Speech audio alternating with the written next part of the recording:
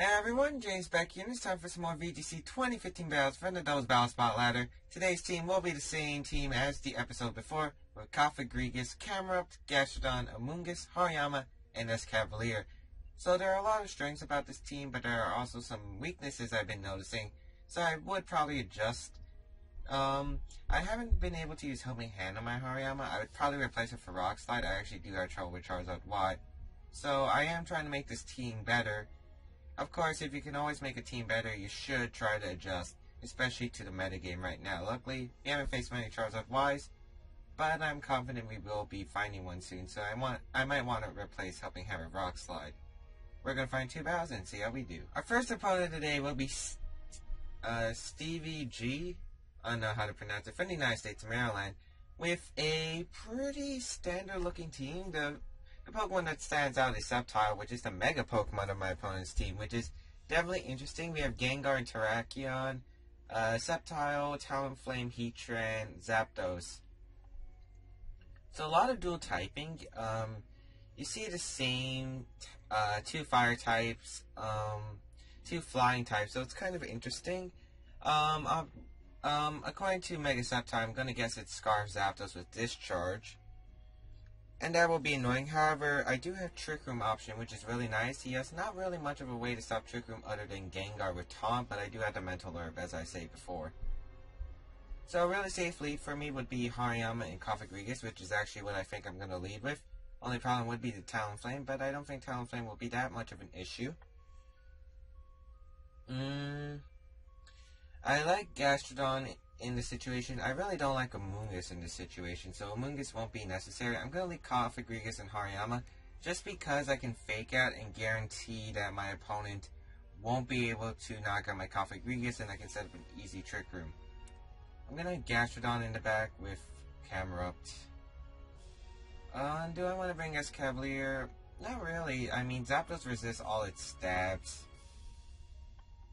And Camerupt does give me a better option. It takes care of Heatran, Sceptile, and Terrakion, doing a lot of damage to the Zapdos and walls it pretty much. And the Gengar, it does a lot of damage too.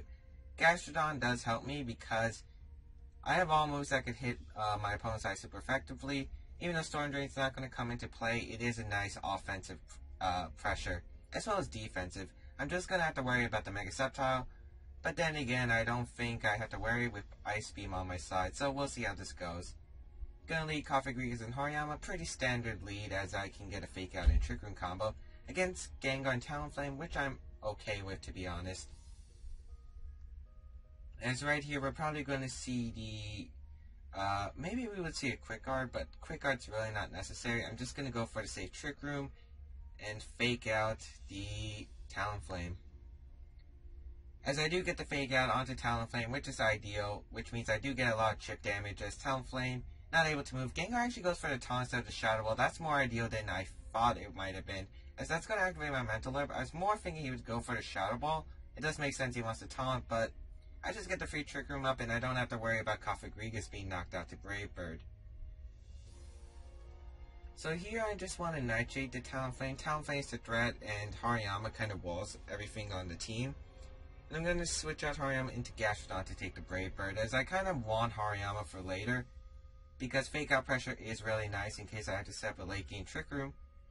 And I want to knock out this Talonflame as soon as possible. The Brave Bird recoil will be doing a lot to the Talonflame.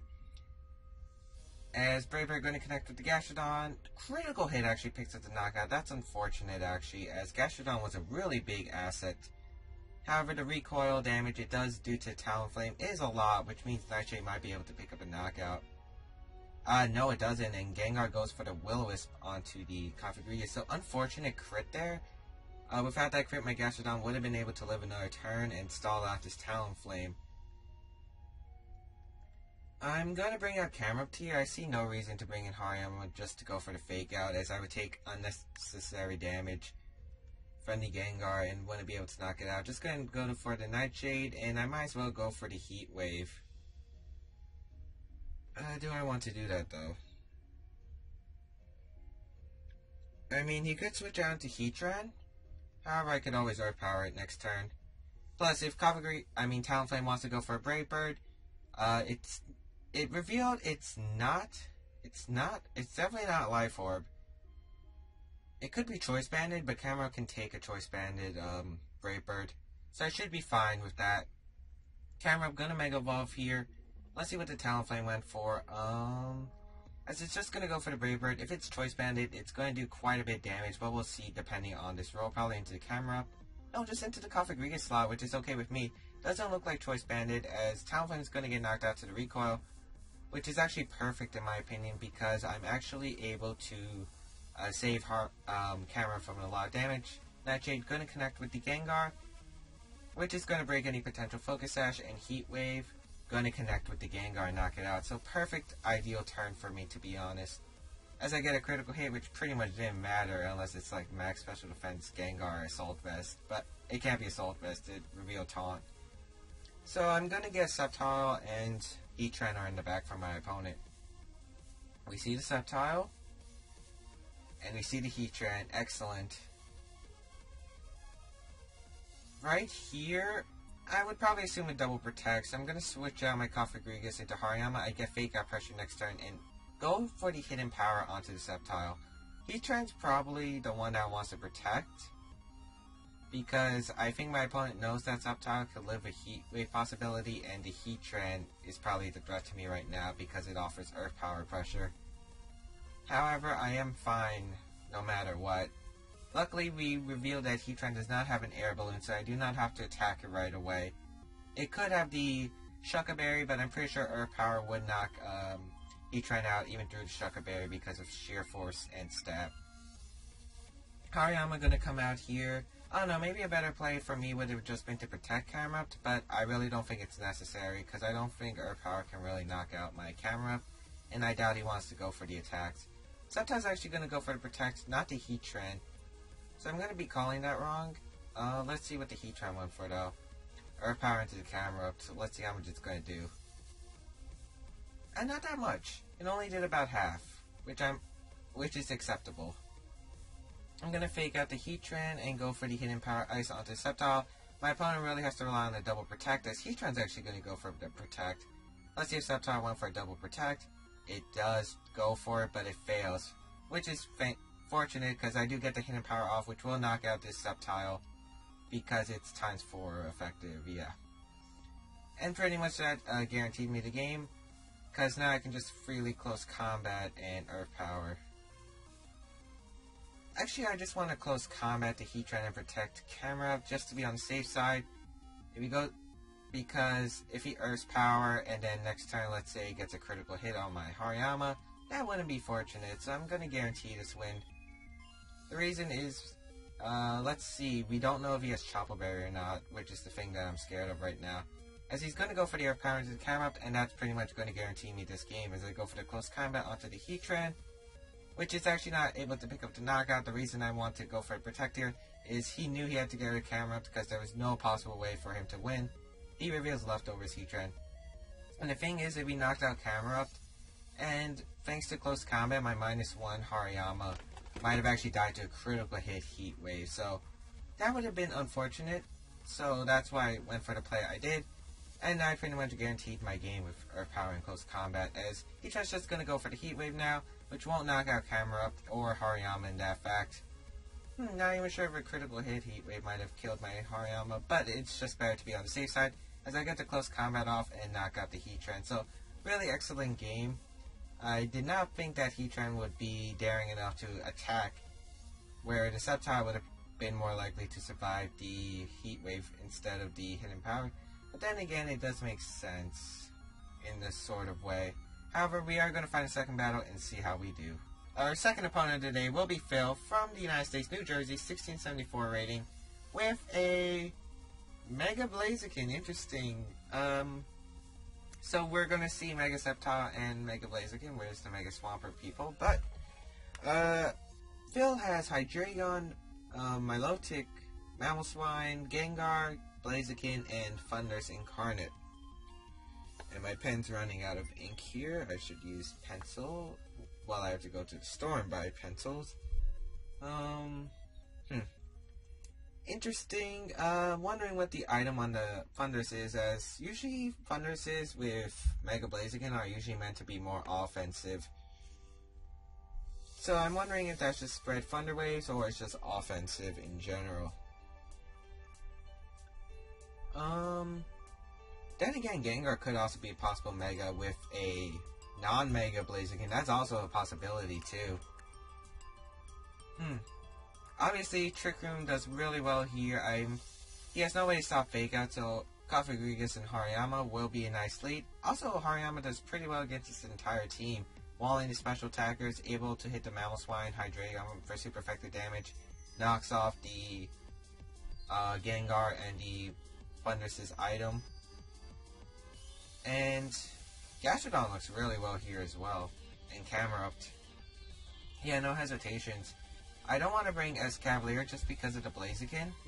And if I can't sub the Trick Room for some reason, or he stalls out my Trick Room, Camerupt does not want to, Escavalier does not want to face a Blaziken, especially if it's a Mega.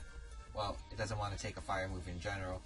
And the reason I'm not bringing Amoonguss is because he has a lot of things that can stop Amoonguss with Taunt from the Gengar and Thundurus, the Fire-type moves from the Hydreigon and Blaziken, so there are a lot of options.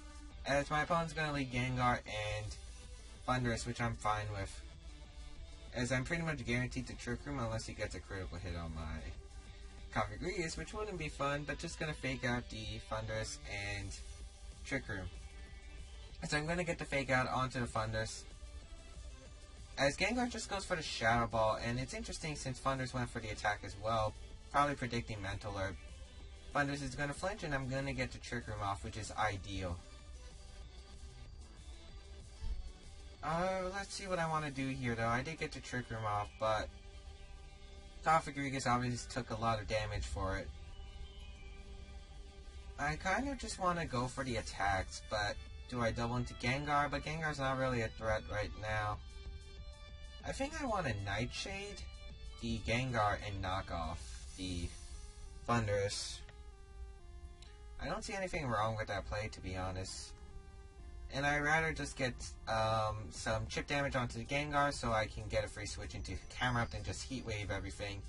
And knock off the Thundurus' item in case it's Citrus Berry or Life Orb. Knock off did a lot, and it's going to reveal Citrus Berry. Thundurus has Psychic. Whoa! That's going to do a decent amount to my Hariyama, not much, and Gengar's going to go for the Destiny Bond. Interesting. Definitely interesting. But right here I can just double attack the Thundurus without any doubt. It's kind of interesting to see a Psychic on Thundurus. It's not usually one of the more common moves, as you usually see on offensive Thundurus, a Thunderbolt, maybe even Thunder. You have Hidden Power, usually Ice or Flying. You have Grass Knot, which is a decent coverage move. And you usually have like a Volt Switch if it's like a Choice Specs variant, but usually you carry Protect. As Thundurus is actually just going to go for the Thunder Wave into the Coffee Grigas slot. Interesting play by my opponent, obviously realizing Thundurus is probably going to go down this turn. I am going to go through the Paralysis though and get the Nightshade off onto the Thundurus, which should be in knockoff range. Now, let's see. As it does pick up the knockout, which is excellent. Let's see what the Gengar is going to go for, as it's just going to go for the Sludge Bomb into Hariyama.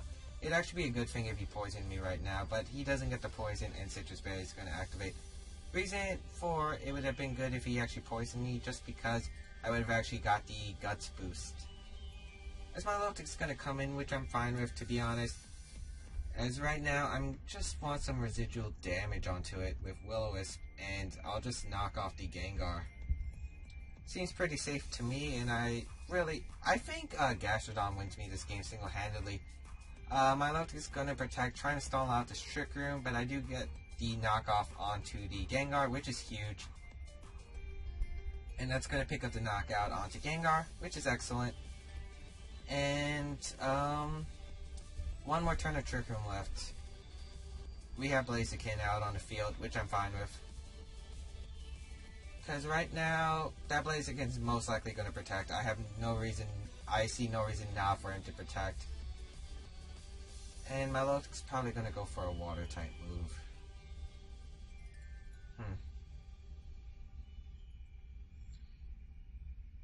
So I think I'm going to switch out Hariyama into Gastrodon to take the Water-type attack.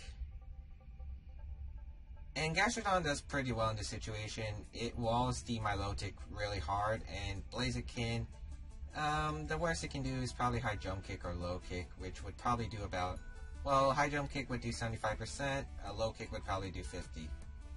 As Blaziken is not going to protect, great play from my opponent, as that's what he needed to get back into this game. My low tick going to be burned, which is great residual damage.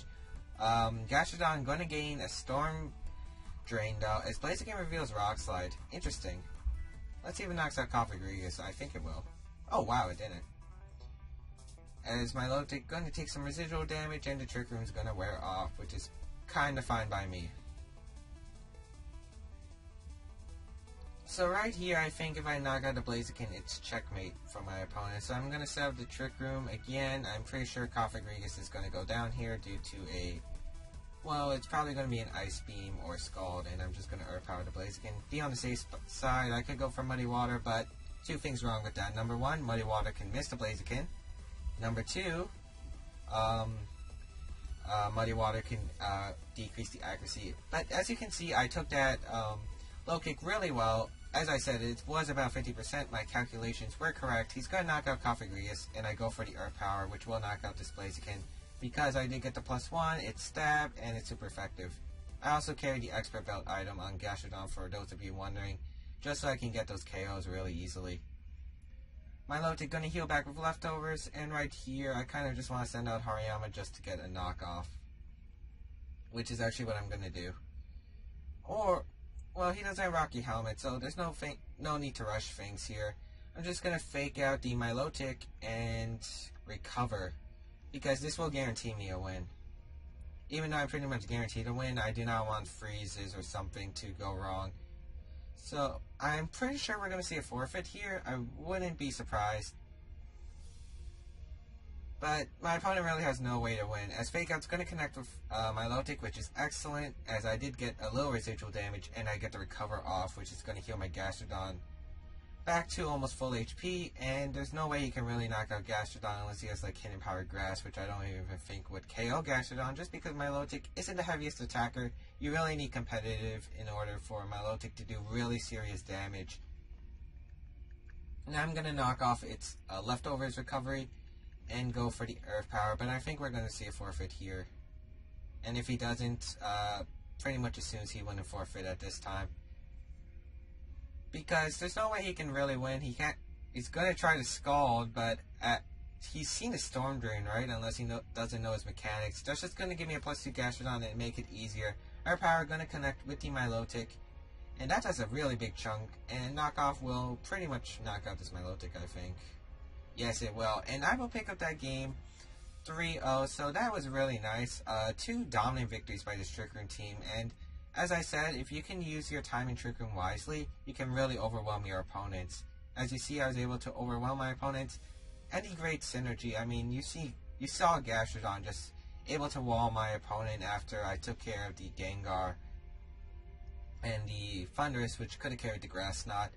And it was really easy for me to outmaneuver him thanks to Gastrodon absorbing the attacks, making Milotic basically useless, and it's able to knock out the Blaziken. And obviously I just went for the safe moves at the beginning. It was interesting to see Destiny Bond, however, I was really fine with the Destiny Bond as it pretty much just wasted a turn for Gengar, and it gave me an opportunity to double attack the other side's opponent without worrying Gengar too much.